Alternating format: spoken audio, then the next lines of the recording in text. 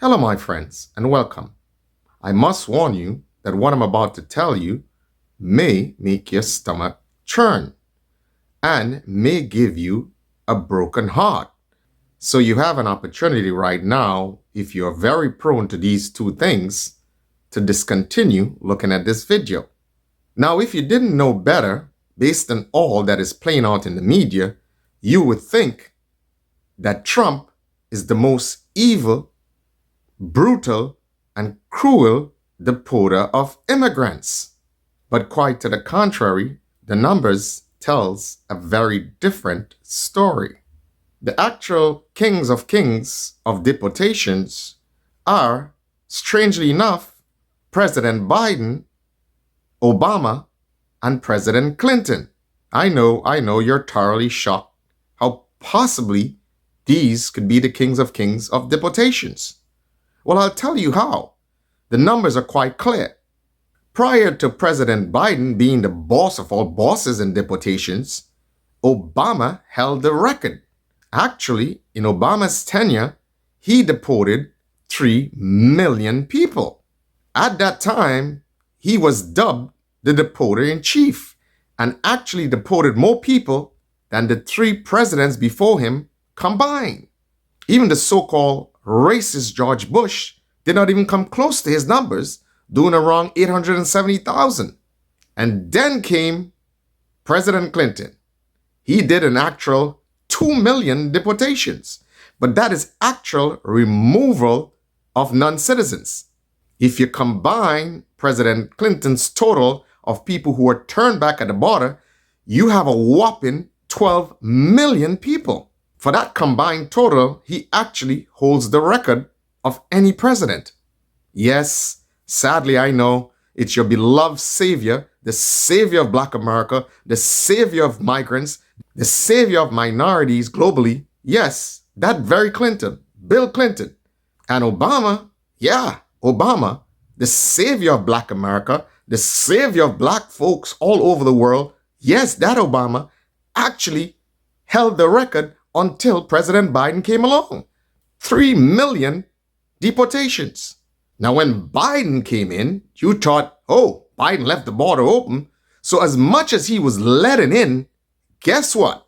Under Biden's tenure, he was deporting the heck out of immigrants. A matter of fact, Biden did a whopping 4.4 million in his tenure. And that includes 3 million deportations and people who were turned away at the border. Interestingly enough, in Biden's last year, he actually broke a record and had a 10-year high of over 270,000 deportations in 1 year. Actually broke a record and had a 10-year high. I know, it's hard to believe, but these are statistics that is available for anyone to take a look at by Department of Homeland Security. So at this stage, I know you might be asking yourself, well, how come I didn't know about that? Why is all of this hidden from me? Well, I'm sure your answer to that question should become now very clear. It is deliberate. It is not by accident. This is deliberately counting on you not to do your own research and to stir up your emotion by showing you these images on television for a desired effect. They know that removals are painful. But the question is, were they less painful when Obama was doing it? Were they less painful when Biden was doing it? Or were they less painful when President Clinton were doing it? Oh no. The same problems that occur when Trump is doing it, the same harsh and devastating impact that occurs, and I'm talking about the breakup of families, the fact that people who came for an opportunity have to leave and go back to their home country, sometimes not even close to achieving what they wanted to achieve, and sometimes penniless. Yes, the harshness is the same, but they would have you believe that when Trump is doing it, that it's so brutal. and it's so harsh, and it's so different. No, it's not. It's the same consequences. The problem is that many a times we are easy to dupe because we never take the time, especially in a modern world where information is readily available, we never take the time to research anything because we're too busy looking at the mainstream media for our source of information. And that is how we get hoodwinked. And you may ask yourself, well, this can't be true. We didn't see any deportations plastered all over the media during Biden's tenure. We didn't see that happening during President Clinton's tenure. Neither did we see it all plastered over the media during Obama's term. So you must be lying. Well, there's a more plausible explanation. I am not lying. Actually, the more reasonable explanation is that the media would have been in cahoots with these three presidents. So they effectively hid what these three presidents were doing. Didn't create a scandal, didn't stir up the masses to react and protest like they are currently doing. So when Trump says that all that is happening in California is actually paid political activists, that indeed is not much very far-fetched.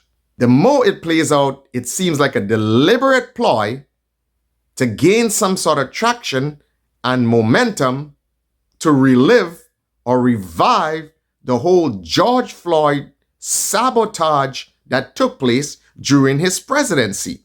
But I have a strange feeling that none of that is going to work the way it worked the first time around.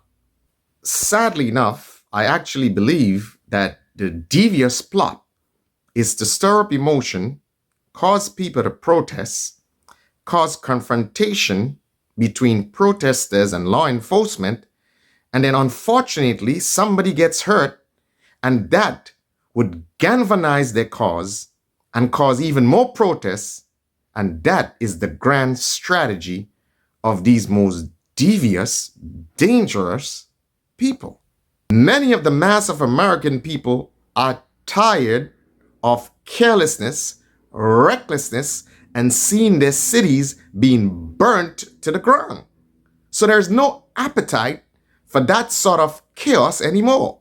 So while the media seems complicit and seems to be actively stirring up emotion and sensationalism to activate people to get out into the streets and cause chaos and mayhem and wreak havoc on hard-working American businesses, it doesn't seem by accident. This seems that the media mob, who has always been a friend and an ally and someone that the Democrat Party can count on to come to their assistance when politically they have no will or they have no traction, then they can count on their propagandists in the media to do their bidding. And that is exactly what is happening right now. So, in this deadly, twisted, perverted, wicked, and evil game of politics, nothing is ever as it seems. Take a look at these numbers and don't take my word for it. Go and do your own research.